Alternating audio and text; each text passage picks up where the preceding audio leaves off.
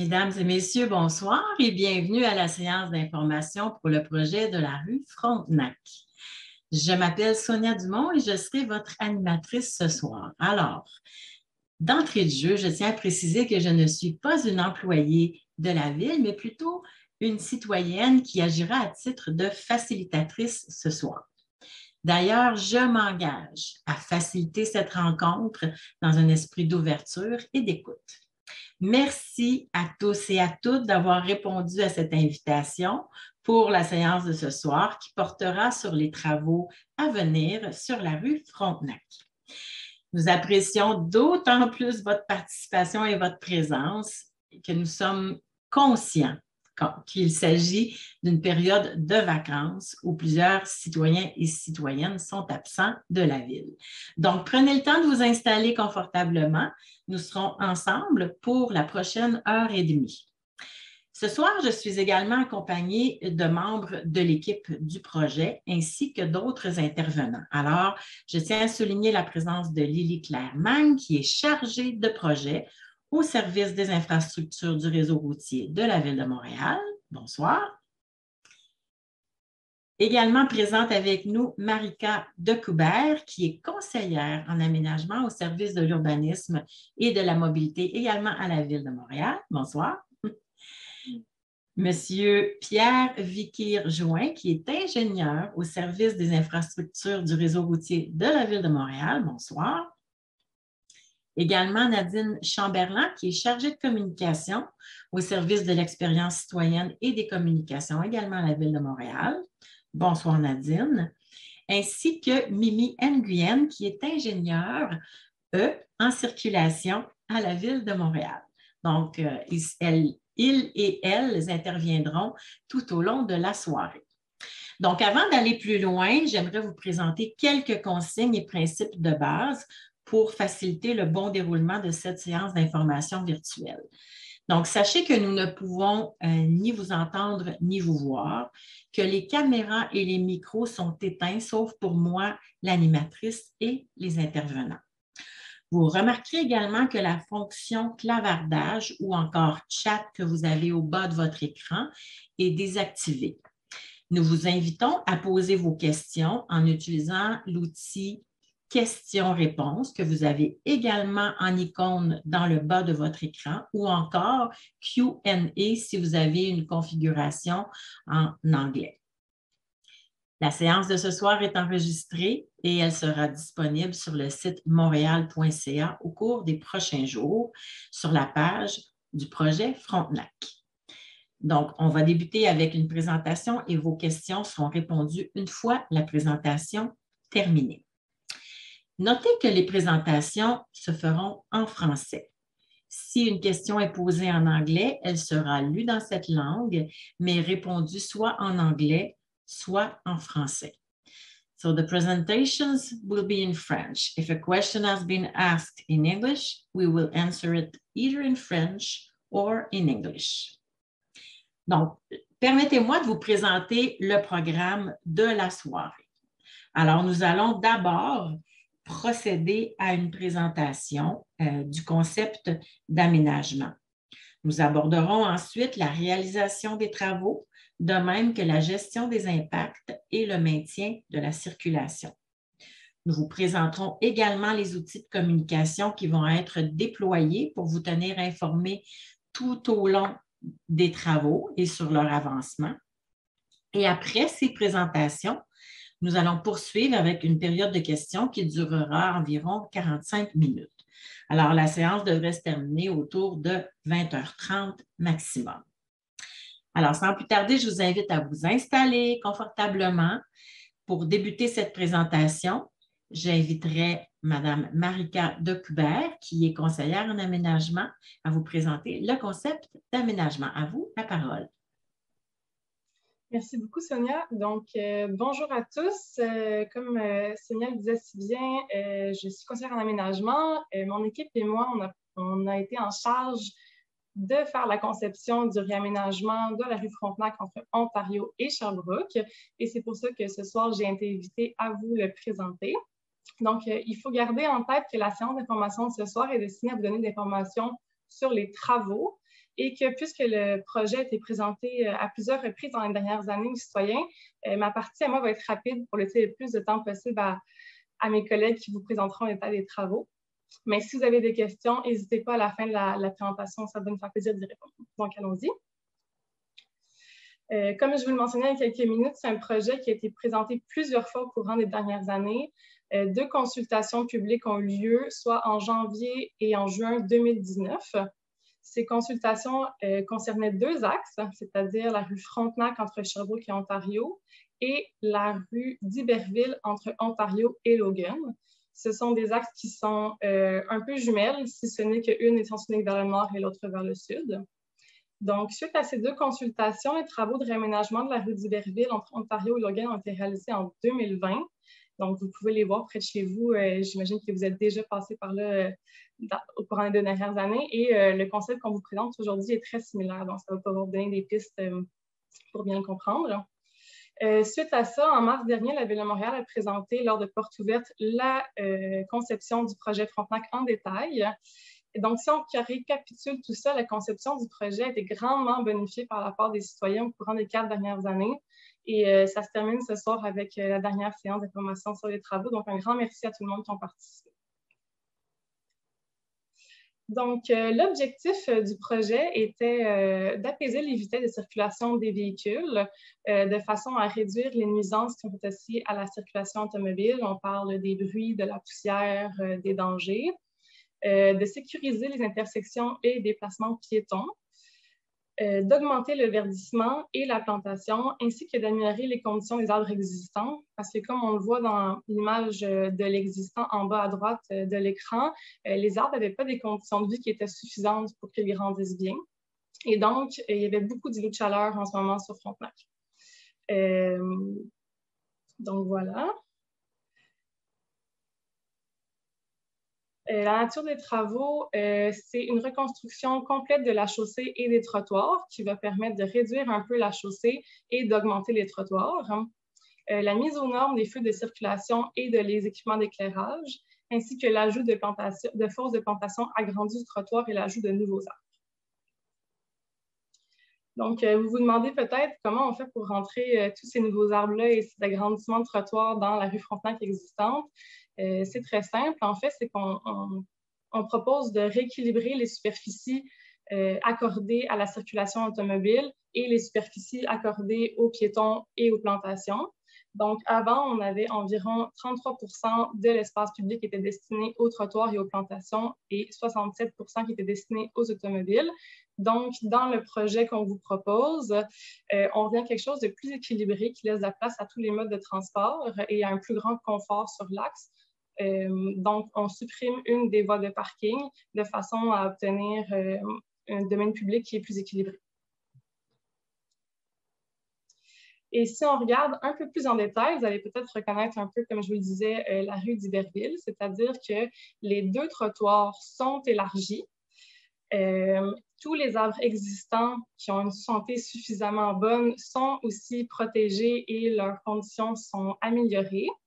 Et vous allez voir que du côté ouest, donc le côté à gauche de l'image, la voie de stationnement est supprimée. Ceci dit, on augmente de à peu près 0,7 mètres le trottoir de façon à vraiment créer un filtre envers la circulation automobile. Ce filtre-là, il va être fait de végétation, d'arbres nouveaux et existants et de beaucoup de plantes. Alors que de l'autre côté, le côté est, le côté à droite de l'image, on conserve la voie de stationnement, même si le trottoir est plus grand, pour pouvoir faire ce filtre-là. Donc, d'un côté, le filtre envers la circulation est fait par les arbres et de l'autre côté est fait par les voitures stationnées. Sinon, les voies de circulation restent inchangées, si ce n'est qu'elles sont un peu réduites en largeur pour réduire les vitesses, mais on conserve le même nombre de voies de circulation. Donc, si on regarde après ça une petite coupe dans un petit dessin d'ambiance à l'intersection Ontario, on voit vraiment que le verdissement va faire une grande différence pour le confort de l'intersection puis pour les trajets qui mènent au métro et au commerce environnant. Donc, c'était tout. Je repasse la parole à Sonia. Merci beaucoup. Merci beaucoup, Marika. J'inviterai maintenant Lily Claire-Magne à venir vous présenter les travaux à venir et sa présentation sera suivie des commentaires de M. Pierre Vickirjoin qui, lui, vous parlera des travaux ainsi que les mesures d'atténuation mises en place. Donc, à vous la parole, Madame Magne.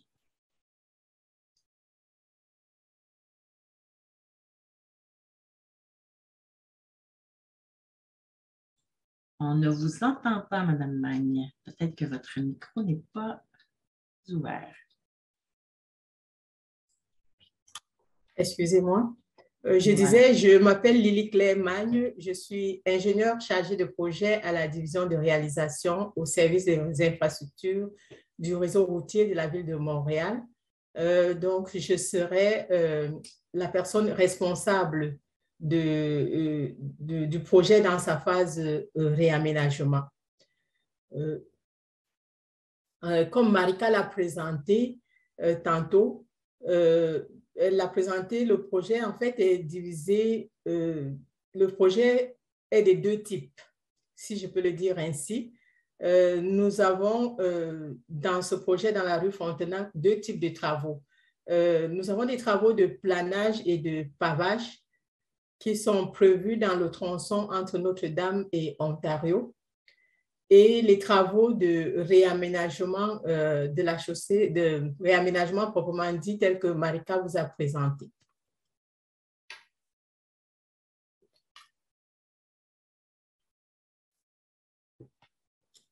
Pour ce qui est de la nature des travaux, les travaux vont être réalisés sur 2 ans. Ils vont débuter en 2022, précisément la semaine prochaine, au mois de juillet, et vont se terminer en 2023. En 2022, ce qu'on va faire, on va faire dans sa totalité les travaux de pavage et de planage de tronçons entre Notre-Dame et Ontario. Ensuite, on va débuter les travaux de réaménagement tels que Marika l'a présenté. On va faire en premier des raccordements de PUSA parce que, comme elle l'a si bien présenté, pour pouvoir agrandir, élargir les trottoirs et les fosses d'arbres et assurer un bon drainage, on a dû déplacer les PUSA qui étaient installés. Donc, on va devoir raccorder ces PUSA dans la rue. Et en 2022, on va se concentrer pour ces travaux de raccordement pour les PUSA qui sont dans le tronçon entre les rues Ontario et Hochelaga. Également, en 2022, on va procéder aux travaux du côté ouest de la rue Frontenac entre les rues Ontario et Hochelaga et aussi du côté est entre les rues Ontario et de Rouyn.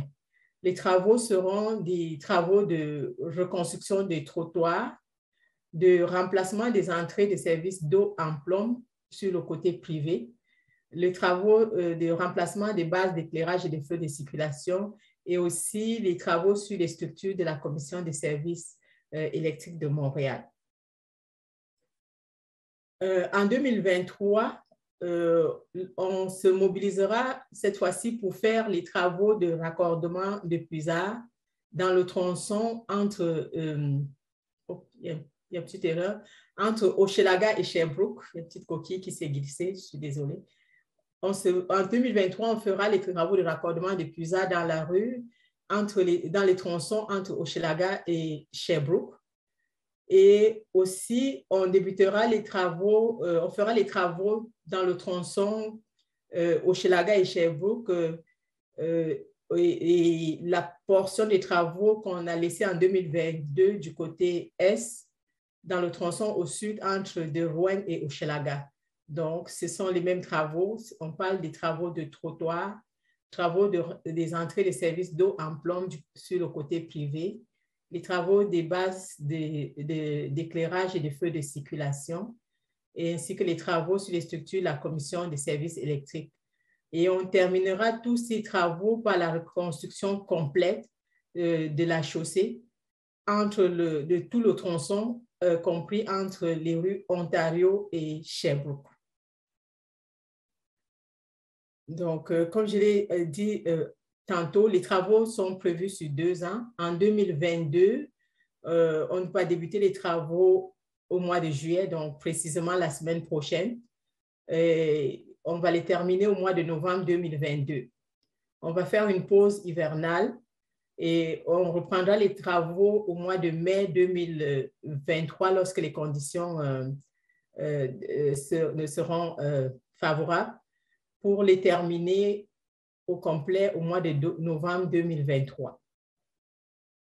Donc, je vais tout de suite laisser la parole à mon collègue Pierre qui va vous présenter les mesures de mitigation qui seront mises en place durant les travaux pour vous accommoder. Pierre, tu as la parole.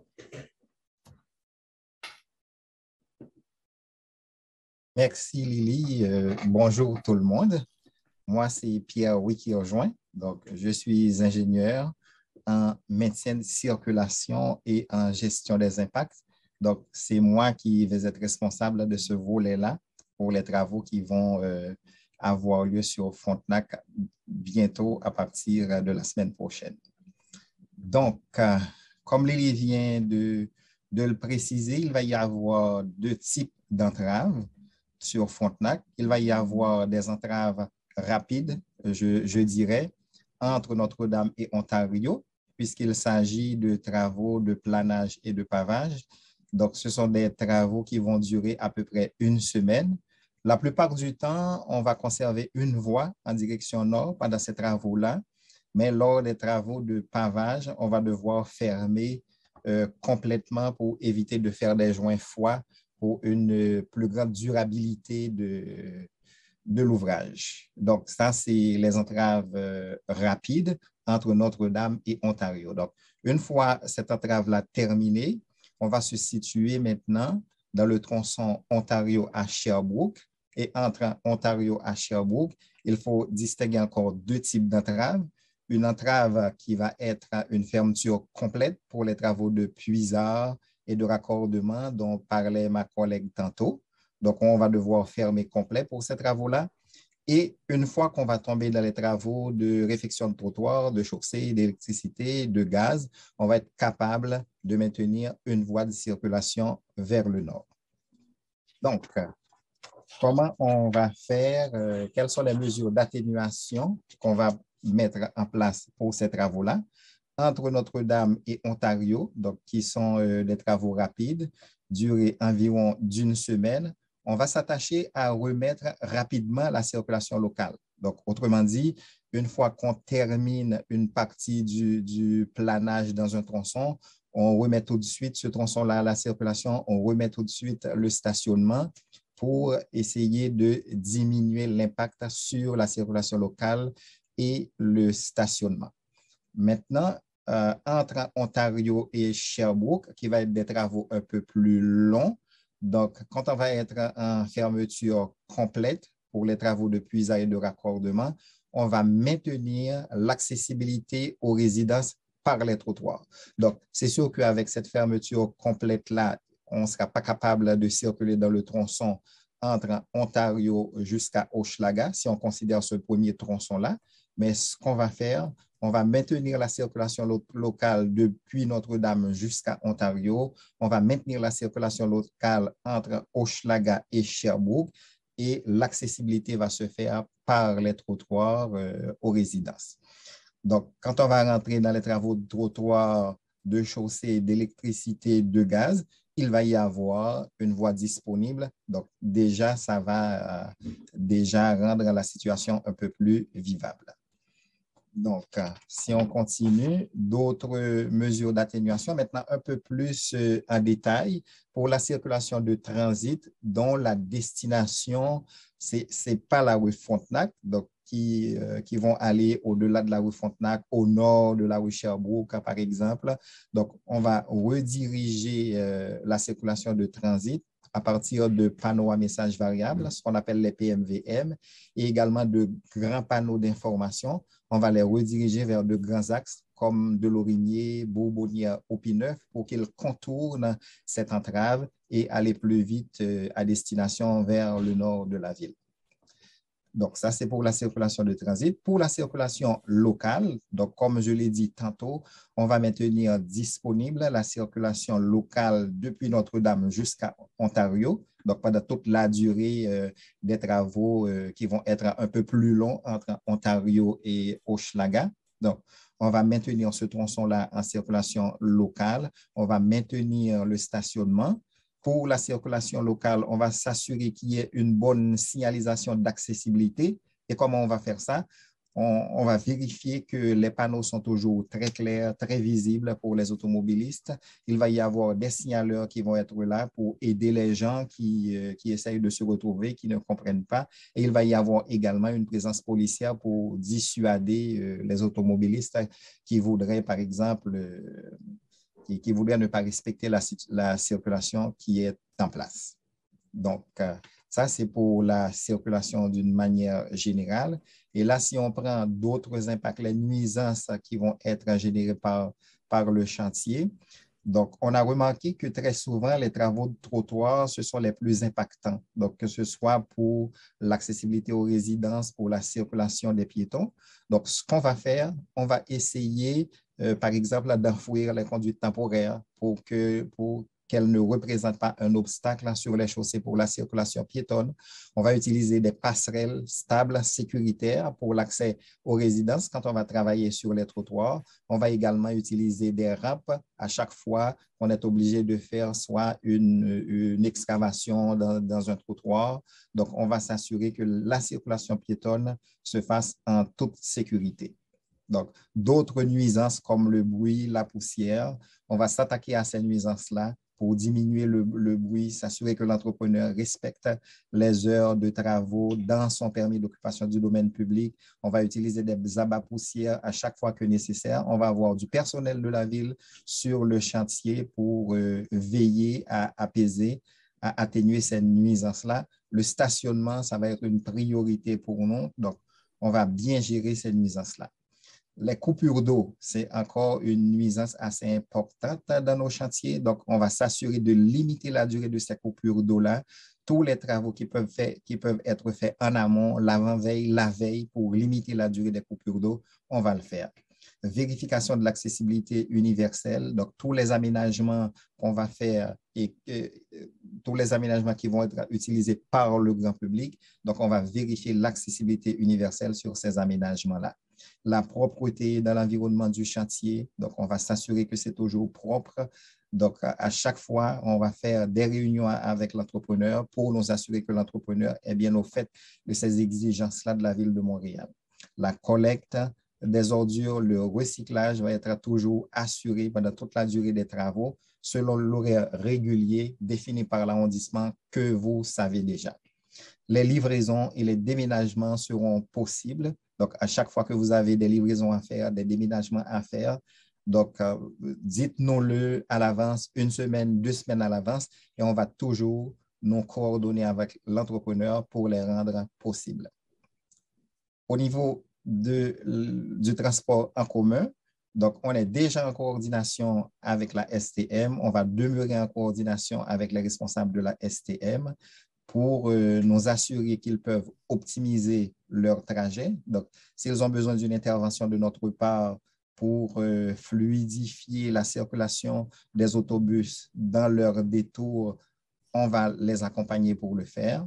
La station de métro va être toujours accessible par Frontenac et Ontario. Je le dis, c'est parce que les travaux entre Notre-Dame et Ontario, c'est des travaux rapides qui vont durer à peu près 1 semaine. Donc, la station de métro toujours accessible par Frontenac et Ontario. Au niveau de la sécurité du chantier, il va y avoir une validation régulière qui va être faite par nos collègues du service de sécurité incendie de la Ville de Montréal à chaque fois qu'on change de phase et régulièrement aux 2 ou 3 semaines à chaque fois que nécessaire. Donc, voilà, en gros, c'est sûr que notre action va être un peu plus large que ce que j'ai mis sur ces quelques pages. Donc, en gros, c'est ainsi que nous proposons de gérer les nuisances du chantier. Merci beaucoup. Merci beaucoup, M. Join.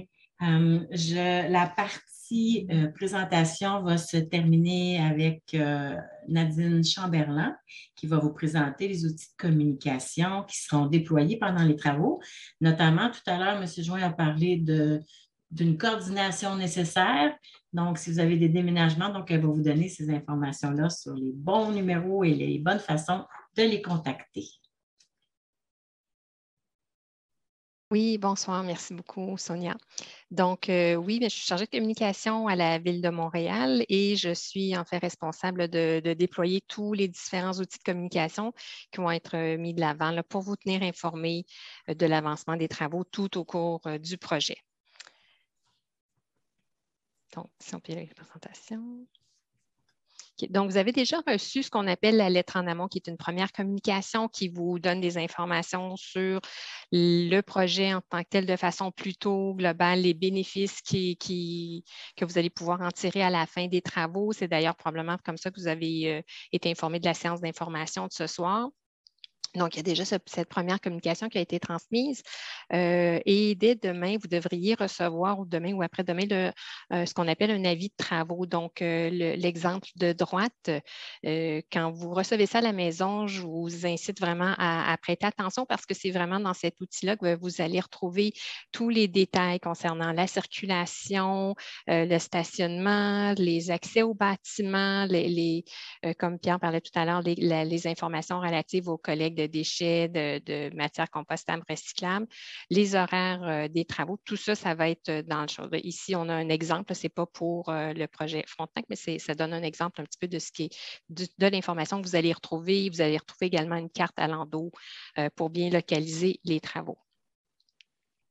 Vous avez également sur le site montréal.ca, vous retrouvez une page qui détaille le projet, qui explique un petit peu les projets. Vous allez retrouver aussi une courte vidéo qui explique un petit peu le projet comme tel, le concept d'aménagement que Marie vous a présenté un peu plus tôt. Et vous y retrouverez également les avis de travaux sur la page web. Vous avez également la carte info travaux que vous pouvez toujours trouver à partir de montréal.ca où on y retrouve les différents chantiers sur l'île de Montréal, donc dans votre secteur, dans votre arrondissement. Vous cliquez sur Ville-Marie, là, vous avez le détail des entraves pour le projet sur la rue Frontenac. Il y a également de l'habillage de chantier, donc des panneaux d'information qui vont être installés aux abords du chantier. Et il y aura également des bannières sur les clôtures, ce qui permet d'identifier le chantier comme étant un chantier de la ville. Vous y retrouvez certaines informations. Et ça permet également là, de réduire la poussière, de garder un peu de la poussière à l'intérieur du chantier.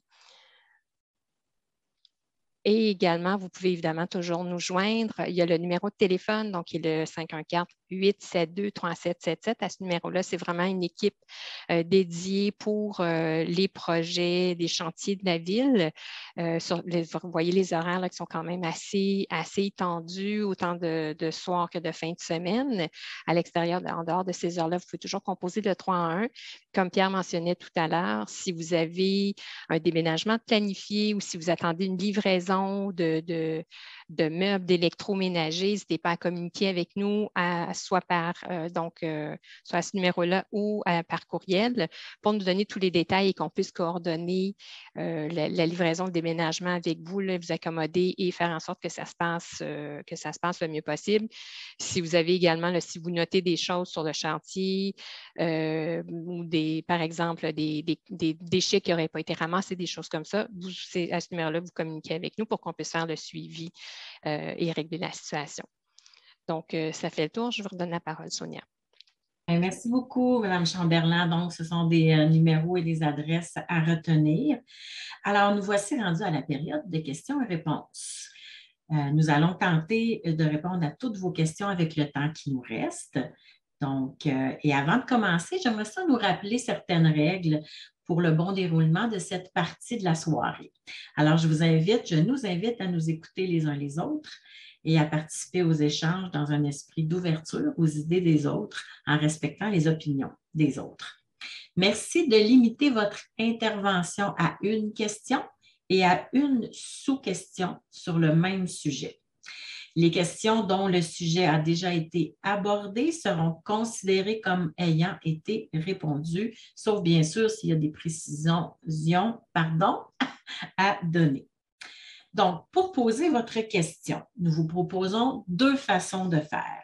Donc, si vous souhaitez la poser verbalement, vous devrez lever la main en utilisant l'outil lever la main, donc la petite main jaune qui est en bas de votre écran.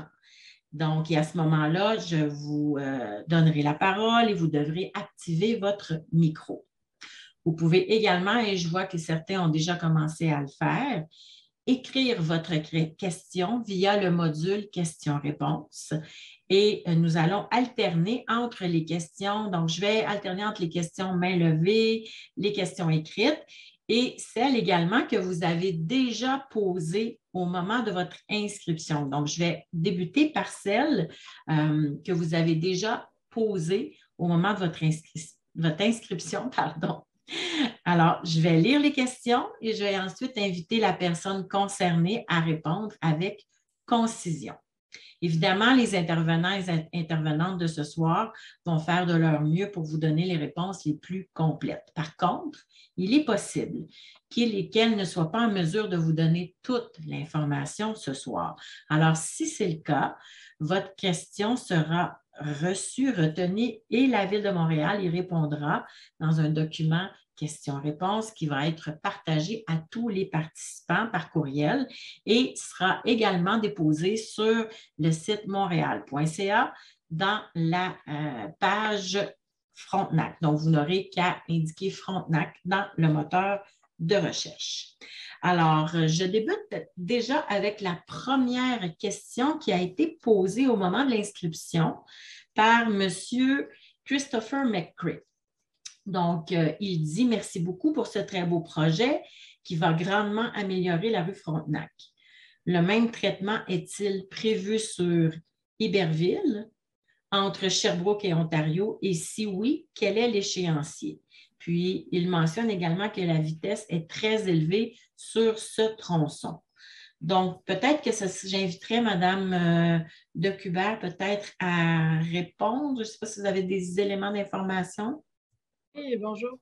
Merci, M. McCray, pour votre question et commentaire. Moi, je n'ai pas la précision de si un projet est prévu sur d'Iberville entre Ontario et Sherbrooke, mais on pourra valider l'information aux bonnes sources. Ceci dit, effectivement, les vitesses sont élevées dans ce tronçon-là et nos objectifs de projet seraient similaires à ce qui a été fait sur d'Iberville plus au sud. Donc oui, on imaginerait une réduction des vitesses, une sécurisation des déplacements, une augmentation de l'averdissement si c'est nécessaire. Donc, on pourra vous revenir avec si un échéancier il y a. Ah, parfait. Donc, ben, c'est justement le cas de figure dont on parlait. Donc, l'information pourra parvenir subséquemment. J'irai avec la question de M. Florian Consine. Je suis désolée si je ne vous regarde pas, c'est parce que je suis en train de lire la question à côté. Donc, qui demande, pendant les travaux, y aura-t-il des alternatives pour les résidents pour stationner les voitures? Donc, le stationnement pour les résidents, j'inviterais peut-être M. Pierre Join à répondre. Votre micro, Pierre, n'est pas ouvert. Merci pour la question. Donc, comme j'ai dit tantôt, le stationnement va être une priorité pour nous, donc pour atténuer les impacts sur le stationnement. Donc, déjà, notre première action, ça va être de remettre le tronçon Notre-Dame jusqu'à Ontario disponible pour le stationnement. Donc, ça, c'est une première possibilité qu'il va y avoir dans le secteur. Donc, deuxième chose, on va travailler avec l'entrepreneur pour diminuer le retrait du stationnement aux abords du chantier. Donc, pour toutes sortes de raisons, aux abords des chantiers. Donc, on voit des no parking un peu partout. Donc, on va s'attaquer à ce fléau-là. Donc, on va limiter le retrait du stationnement aux abords du chantier. On va également travailler avec l'entrepreneur pour limiter ces aires d'entreposage, ces aires d'attente de stationnement pour essayer de laisser le stationnement le plus que possible aux résidents. Et au fur et à mesure, on va étudier aussi avec d'autres techniciens qui travaillent sur le projet pour voir s'il y a d'autres mesures qu'on peut prendre dans le secteur pour trouver des places de stationnement additionnelles. Donc, mais ça, c'est des mesures qui sont encore à l'étude en fonction de l'avancement des travaux. Donc, merci pour tous ces éléments de réponse. Je passerai à la question de Mme Anaïs Roué, qui se demande, y aura-t-il des désagréments et du bruit en fin de semaine? Donc, je pense que c'est une question pour Mme Magne. Oui, merci pour la question, Mme Roué. Les travaux vont principalement se dérouler en semaine du lundi au vendredi de jour, soit entre 7h et 19h. Il pourrait quand même avoir exceptionnellement des travaux de fin de semaine le samedi. Je parle en ce moment pour, par exemple, les travaux de pavage qu'on va faire dans le tronçon entre Notre-Dame et Ontario. Il y aura des travaux de fin de semaine, mais ce sera de jour entre 9h et 17h. Mais ça, c'est vraiment des travaux de très courte durée et c'est exceptionnel. Donc, la plupart des travaux vont se dérouler en semaine, du lundi au vendredi et de jour. Merci. Merci, Mme Mang. Je vais vous garder avec moi parce que la question suivante, je pense aussi, s'adresserait à vous. C'est une question de Mme Saint-Louis qui se demande quand les travaux vont débuter. Vous en avez parlé, mais je pense qu'elle demande plus de précision. Merci, Mme Saint-Louis, pour la question. Donc, je l'ai dit tantôt quand j'ai présenté les travaux. Les travaux vont débuter la semaine prochaine, le 25, mais ce sera par phase. Donc, en premier, l'entrepreneur va procéder aux travaux dans le planage et pavage dans le tronçon entre Notre-Dame et Ontario. Et les travaux dans le tronçon Ontario et Hochelaga suivront, c'est-à-dire vers le début du mois d'août. Donc, et ça jusqu'à la fin de la saison, soit le mois de novembre que j'ai avancé. Merci.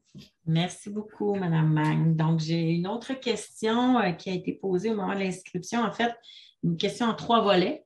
Donc, la première concerne la circulation. C'est une question de M. Dubré qui se questionne. Est-ce qu'il y aura des radars de vitesse clignotants pour sensibiliser les conducteurs en excès de vitesse trop fréquent? Donc, pour répondre à cette question, j'inviterai peut-être M. Join. Pierre? Oui. Donc, en ce qui a trait à l'utilisation de radars pour diminuer la vitesse, nous pensons que la présence policière qu'on va avoir à Notre-Dame et à Ontario va déjà être une présence dissuasive, donc pour que les automobilistes évitent de circuler trop rapidement dans ce tronçon-là. Mais on n'exclut pas l'utilisation de radars, d'autant plus qu'on en a de disponibles ici à la gestion des impacts. Donc, si on voit que c'est nécessaire d'utiliser ces radars-là et que ça peut avoir un impact positif pour diminuer la vitesse dans le tronçon, on va les utiliser. Donc, c'est un tronçon qui va être sous observation constante. Si le besoin se fait sentir, on va les utiliser. Parfait. Donc, je vous garde avec moi, Pierre, parce qu'il y a une autre question concernant la gestion des impacts de M. Dubré qui demande comment se fera la gestion des vidanges des ordures avec demande d'horaire précis de passage.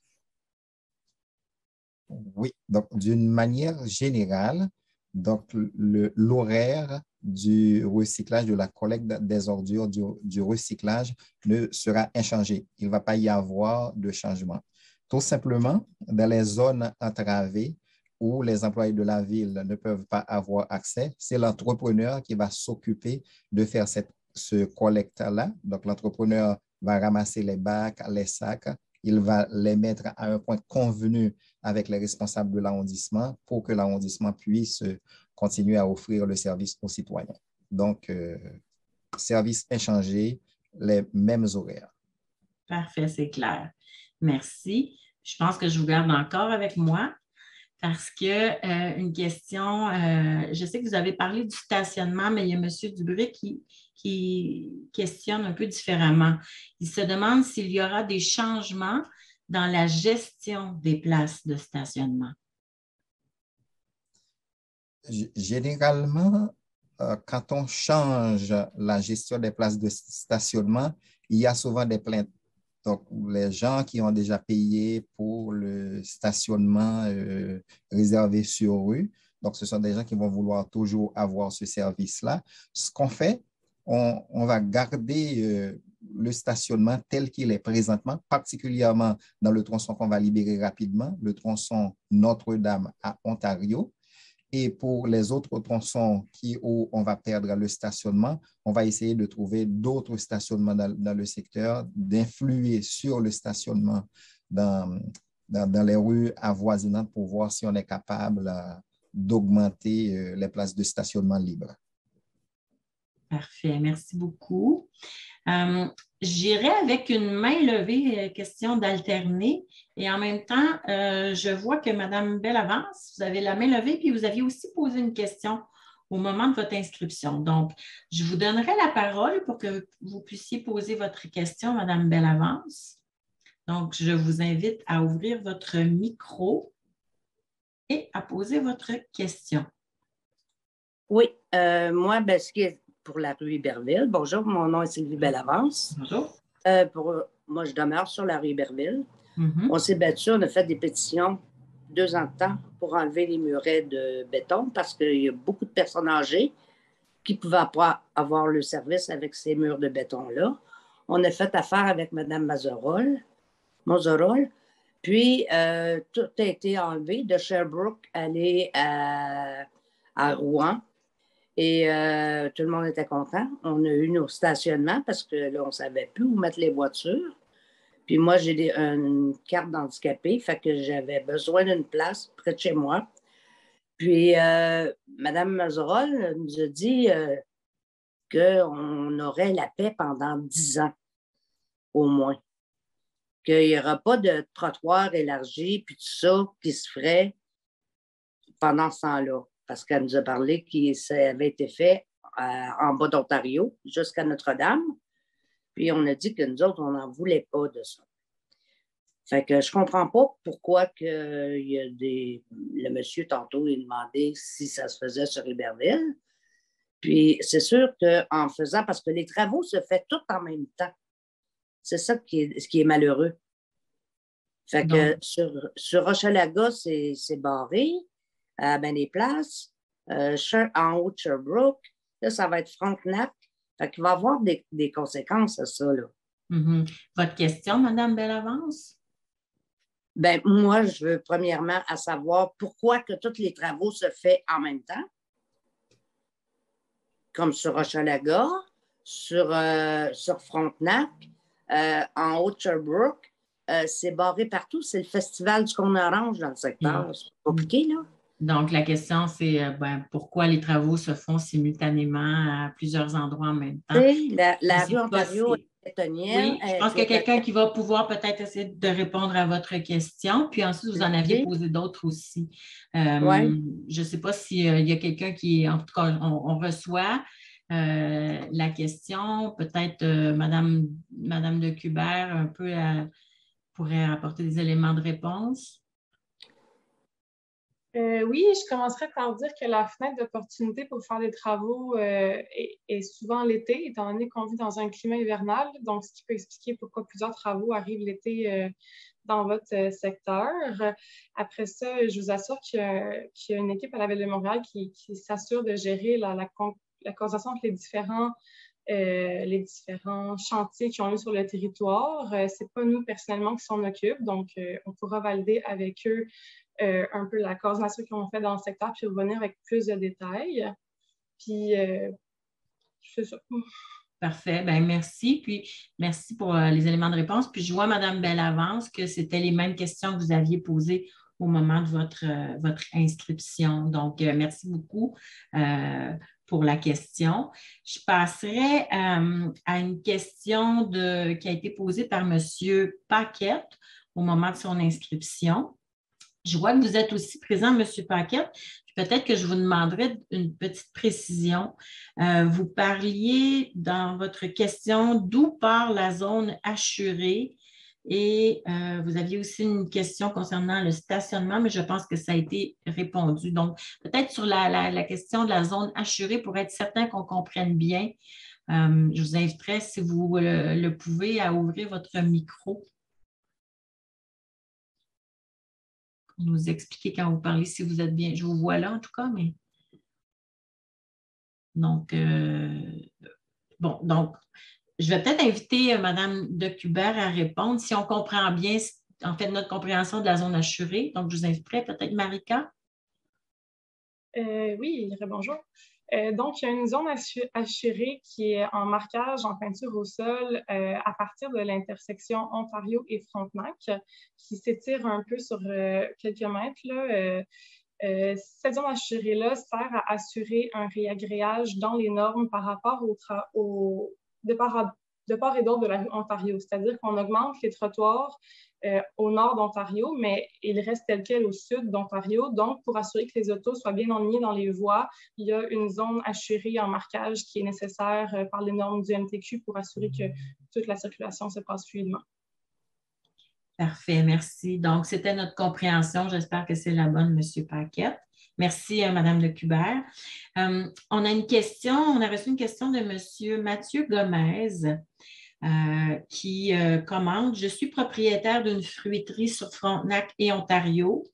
Je m'inquiète sur la durée des travaux et sur son ampleur.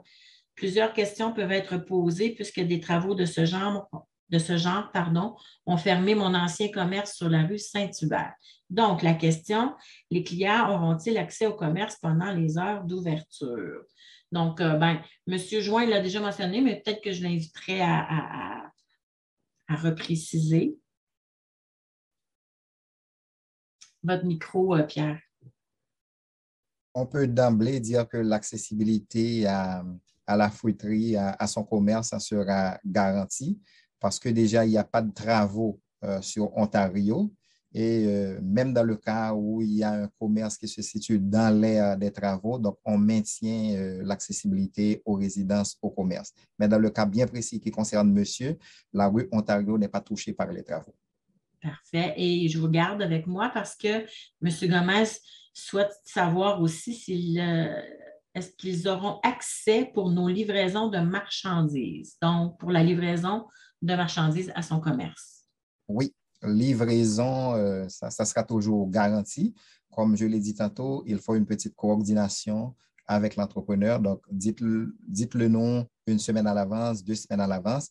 Et à ce moment-là, on va être capable de nous coordonner avec l'entrepreneur pour créer l'espace nécessaire pour les livraisons et les déménagements également.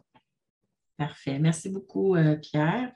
Une question toujours de M. Gomez sur les travaux, donc sur, en fait, la durée des travaux. Ça, c'est une question pour Mme Magne, qui en a déjà parlé, mais peut-être juste revisiter la réponse. Oui, je vais répéter pour M. Gomez. Donc, je l'ai dit tantôt, les travaux vont durer sur 2 ans. Donc, il y a une partie en 2022, cette année, qui va débuter au mois de juillet, précisément la semaine prochaine, jusqu'au mois de novembre 2022. Alors, à la suite de ça, il y aura une pause hivernale de décembre jusqu'au dégel qui est souvent au mois de mai. Nous allons donc reprendre les travaux l'année prochaine au mois de mai jusqu'à la fin de la saison également, novembre 2023. J'espère que j'ai répondu à M. Gomez. Merci beaucoup de la précision. Et une dernière question de M. Gomez qui avait formulé ces questions au moment de l'inscription. Est-ce qu'il y aura un programme d'aide pour les pertes de revenus? Peut-être que ce serait Mme Chamberlain qui pourrait répondre. Oui, en fait, j'ai eu une réponse partielle. Donc, en fait, on attend des précisions du service du développement économique à ce sujet-là parce que c'est quand même assez complexe la réglementation qui touche les programmes d'aide. Donc, l'information sera incluse dans le document de référence à la fin. Parfait, merci beaucoup, Mme Chamberlain. Une autre question sur le stationnement. Je sais qu'il y a beaucoup de réponses qui ont été données. Monsieur Paquette, se questionnait sur le stationnement pour ses visiteurs. Donc, peut-être juste, M. Join, de renouveler votre réponse. Comme je l'ai dit tantôt, on va s'assurer de maintenir un maximum de stationnement dans le secteur. Donc, les visiteurs auront droit de venir stationner à tous les endroits où il sera possible de se stationner. Donc, l'énergie va être mise là-dessus pour maximiser le stationnement dans le secteur. Parfait. Merci beaucoup. Une question sur le concept d'aménagement qui vient de Mme Catherine Saint-Louis. Puis je vais probablement la jumeler avec une autre question dans le question-réponse, mais on ne sait pas de qui la question vient.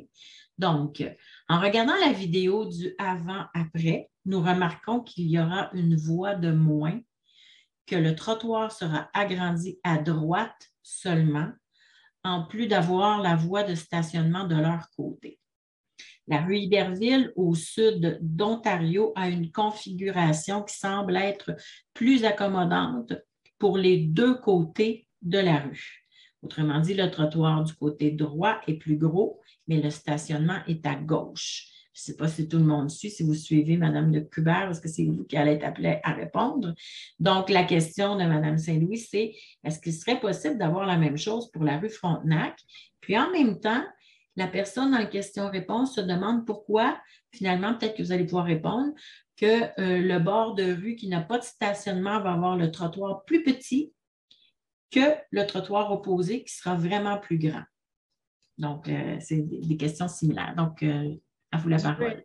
Je vais tenter d'y répondre le plus clairement possible. Puis si je ne sais pas si la personne qui dirige la présentation peut remettre la présentation, oui. Je dirais la coupe peut-être. Ça effectivement, la coupe de rue, oui.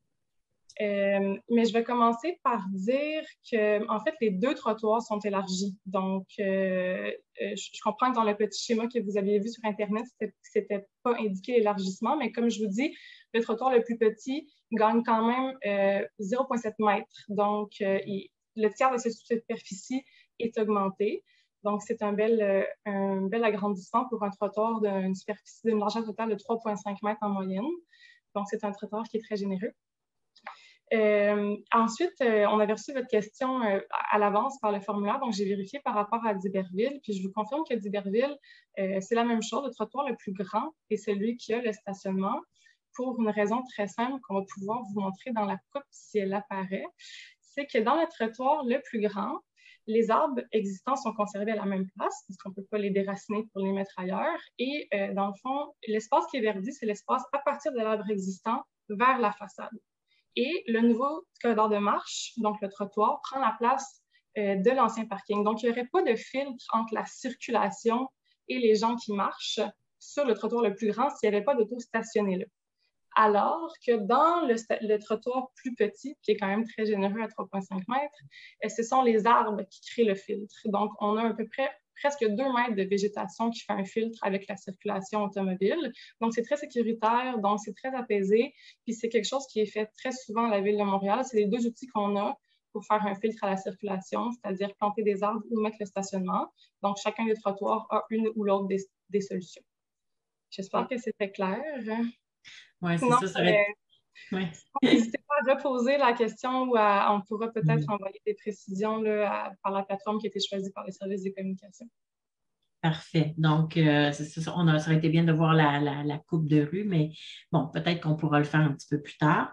Une autre question dans la question-réponse. J'ai obtenu un permis pour la rénovation de notre façade, côté ouest, entre Ontario et Sherbrooke, et nos permis d'occupation de l'espace public. Comment nous assurer que l'entrepreneur ait un accès à mon immeuble? Je pense que c'est une question de coordination. Peut-être que c'est M. Join qui pourrait y répondre. Oui, donc je pourrais dire que c'est un cas de figure très courant dans nos chantiers et que quand on est là, quand on fait des travaux d'infrastructure, on est obligé d'accommoder un entrepreneur privé qui vient pour travailler sur un immeuble. Donc, c'est un cas de figure courant. On sera capable de nous coordonner. On n'a pas de souci à faire là-dessus. Parfait. Donc, une question de coordination. Merci beaucoup. Oui. Je vais prendre deux autres questions à réponse, puis ensuite, je vais donner la parole à Mme Rondy qui a la main levée. Y aura-t-il des mesures afin de dissuader les automobilistes en transit de ne pas utiliser la rue Frontenac comme détour? Peut-être que ce serait Mme Nguyen qui pourrait répondre. Je vais laisser Pierre Wiquet présenter les... Okay. Parfait. Merci. Oui, je pense l'avoir mis dans la présentation. Donc, le trafic en transit, donc qui n'est pas à destination de la rue Frontenac, ils vont être redirigés vers de grands axes tels que Delorimier, Bourbonnière, P9.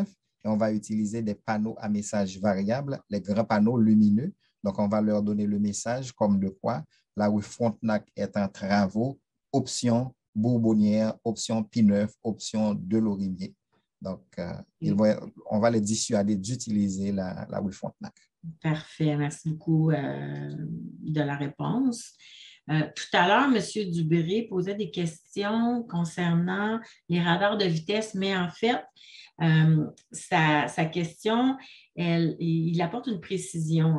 En fait, c'est à la suite des travaux qu'il se demande s'il y aura des radars de vitesse installés sur la rue Frontenac, pas pendant les travaux, mais à la suite des travaux, car il dit qu'en réduisant le stationnement, vous créez peut-être un corridor de vitesse. Donc, c'est une question un petit peu plus macro. Peut-être que là, cette fois-ci, ce serait Mme Nguyen qui pourrait répondre. Oui.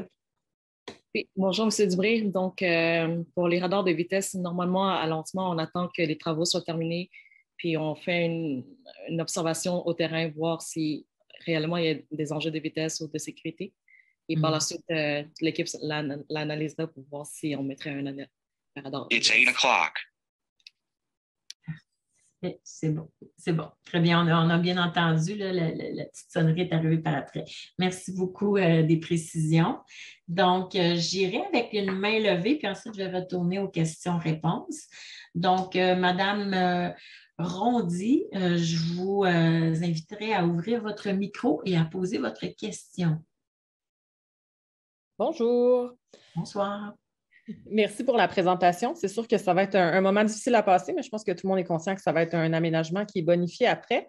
Ma question est la suivante. Est-ce que c'est prévu déjà dans le réaménagement des trottoirs de passer les fils électriques pour avoir des bornes électriques pour des véhicules électriques? Parce que c'est évident que si ce n'est pas quelque chose qui est planifié en ce moment, bien, tout va être à refaire dans 3 ans quand il va y avoir des investissements à faire. Donc, on va repasser par la même chose dans 3 ans quand on va décider d'avoir plus de bornes parce qu'en ce moment, au sud de Frontenac, il y a des bornes, mais après ça, au nord de Frontenac, il n'y a pas de bornes.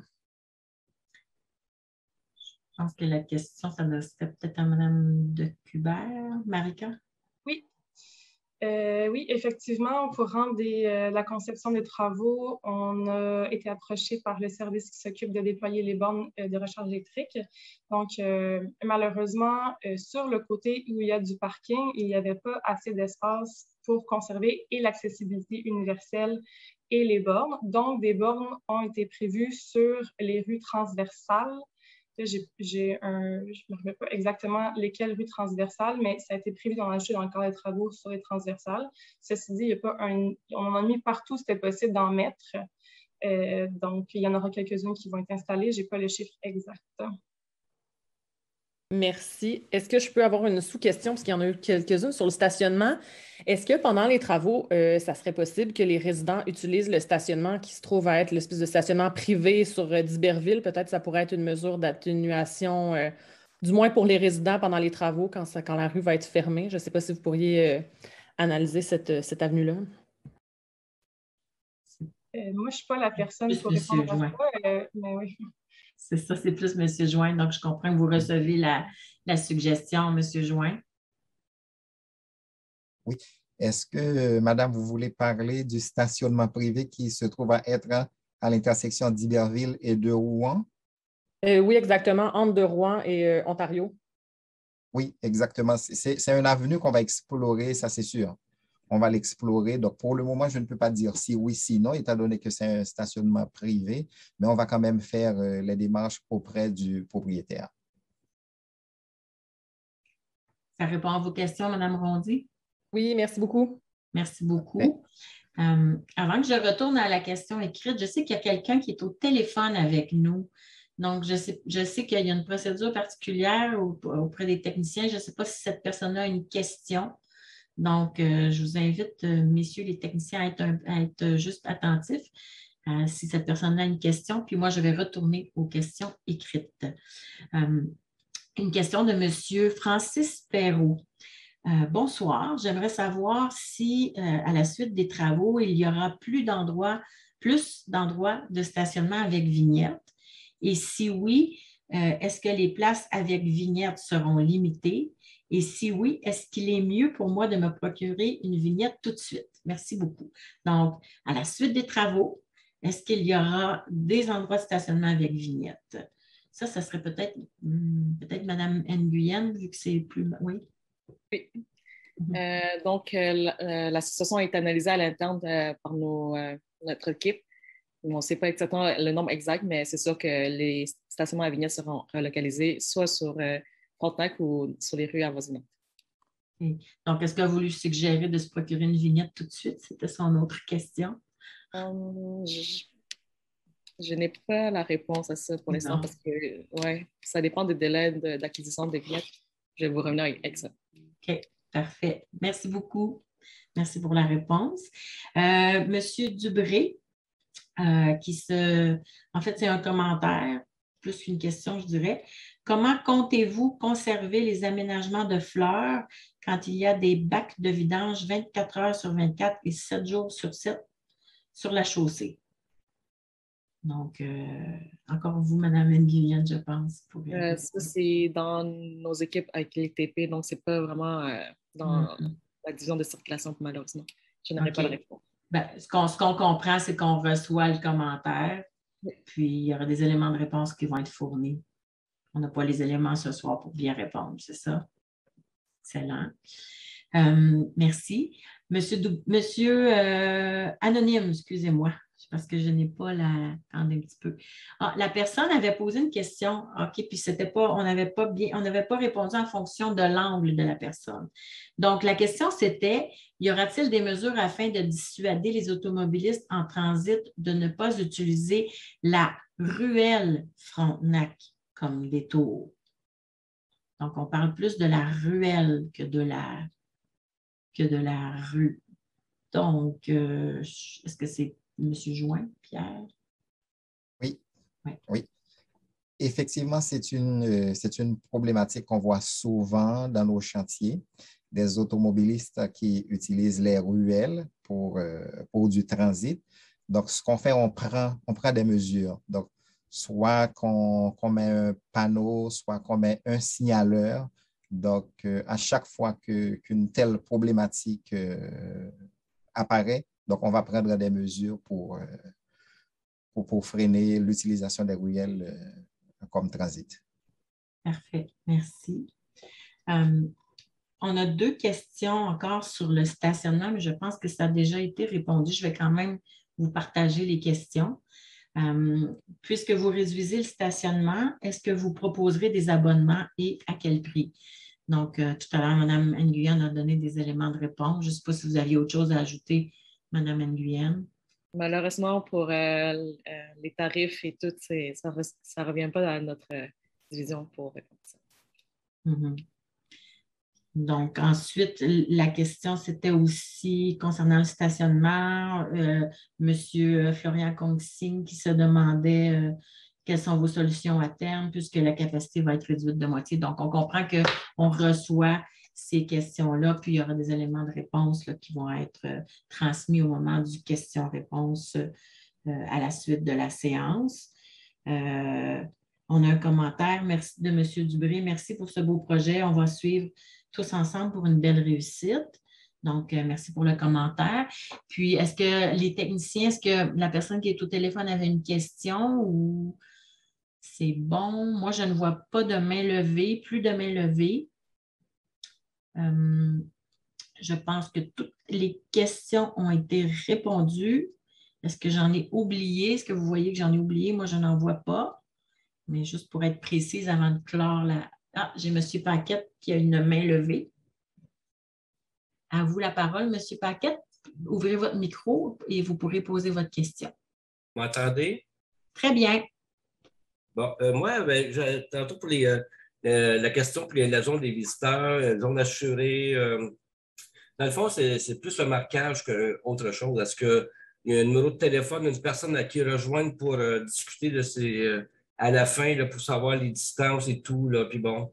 Parce que là, moi, je voyais sur le plan que la zone assurée, elle se trouve être sur mon adresse à moi. Est-ce que je vais pouvoir me stationner sur la rue, cette partie-là? Est-ce que, bon... Puis là, quand j'ai appelé Mme Modirel, pour un moment donné, on s'était rencontrés, elle m'a dit c'est plus les gens de la ville qui s'occupent de ça à la fin pour le marquage, dans le fond. Là. Fait que c'est ça que je veux savoir avec vous. Est-ce qu'il y a moyen de contacter cette personne-là? OK. Mais Marika, je pense que oui, vous pouvez donner des éléments de réponse à M. Paquette. Oui, merci pour la précision, M. Paquette. Donc, cette zone assurée-là, c'est une zone où ce n'est pas permis de se stationner, malheureusement. Okay. C'est aussi une zone qui est réglementée par les règlements, les normes du MTQ.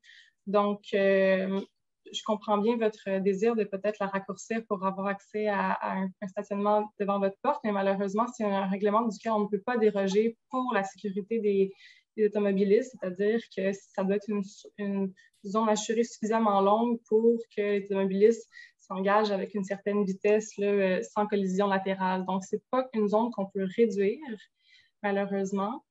Mais on pourra vous préciser la longueur exacte de la zone assurée là, dans le document question-réponse qui va être transmis par la suite, je crois. Mais est-ce qu'il y a une personne qui est responsable qui peut venir sur les lieux et qu'on puisse discuter en personne? En fait, il y a un ingénieur, oui. Il y a un ingénieur en circulation qui signe le projet, puis lui, malheureusement, n'a pas le choix d'appliquer les normes et règlements du MTQ qui déterminent la longueur de la zone assurée. Donc, vous pouvez probablement lui parler, mais lui, il n'a pas le choix de respecter les règlements du MTQ, c'est-à-dire d'avoir une certaine longueur de zone assurée. Bon, fait qu'on n'a pas grand pouvoir de toute façon, là. Ça veut dire ça. J'aimerais vous dire le contraire. Malheureusement, on est tous soumis aux règlements qui font que la route est sécuritaire. Bon, fait que, comme la personne tantôt qui parlait que, bon, à un moment donné, il y a plusieurs personnes qui vont vouloir s'acheter des vignettes pour avoir de la place. Là, ça va être comme presque la bataille. Là. À un moment donné, s'il n'y a plus de place sur le côté ouest, tout le monde va se ramasser sur le côté est.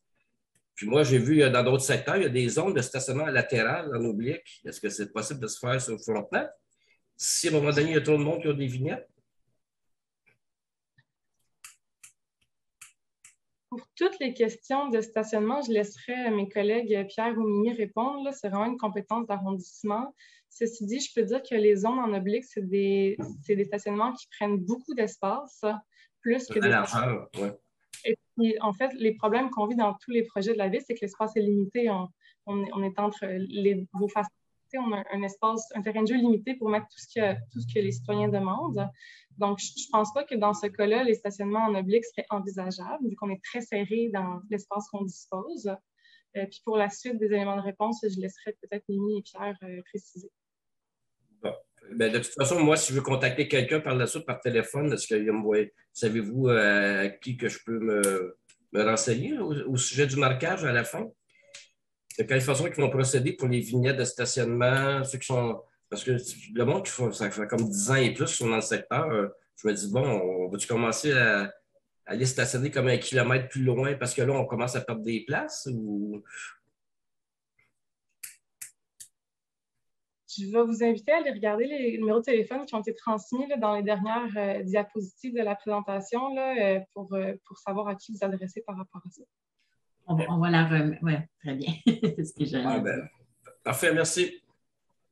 Merci beaucoup, M. Paquette, pour votre question. Merci, Marika, pour les éléments de réponse. Sachez que tout est reçu, hein, vos commentaires, vos questions sont notés, puis les questions pour lesquelles nous n'avons pas eu de réponse ce soir, bien, vous aurez des éléments de réponse qui vont vous parvenir subséquemment. Je ne vois pas plus de nouvelles mains levées. Je pense que toutes les questions ont été répondues. Donc, mesdames et messieurs, ceci met fin à la séance d'information de ce soir. Moi, j'aimerais remercier les présentateurs et les présentatrices et au nom de toute l'équipe du projet de la rue Frontenac, merci de votre présence ce soir, là, surtout en période estivale. Comme nous l'avons indiqué, vous recevrez par courriel ce soir un très court questionnaire qui va prendre environ 1 minute à compléter sur votre appréciation de la séance d'information, toujours dans un objectif d'amélioration continue. On a remis tout à l'heure les coordonnées pour vous permettre de vous abonner aux alertes. Donc, on vous invite à le faire pour être au fait de tous les détails et les avancées. Vous pourrez également recevoir par courriel ou par texto cette information-là sur l'évolution des travaux ainsi que leurs impacts dans votre quartier. Le numéro de téléphone également et l'adresse courriel, moi, je vous invite à aller conserver. Vous pourrez bien sûr revoir la présentation qui est enregistrée. Elle sera disponible dans les prochains jours sur le site montréal.ca en utilisant le mot Frontenac dans l'onglet de recherche. Vous allez pouvoir accéder à la page. Nous avons également mentionné que vous recevrez un courriel avec un document qui va rassembler les questions et les réponses auxquelles nous aurons pris soin, bien sûr, d'ajouter celles qui n'auront pas été répondues ce soir. Alors, il ne me reste plus qu'à vous souhaiter à tous et à toutes une excellente fin de soirée et merci encore une fois d'avoir été présents ce soir.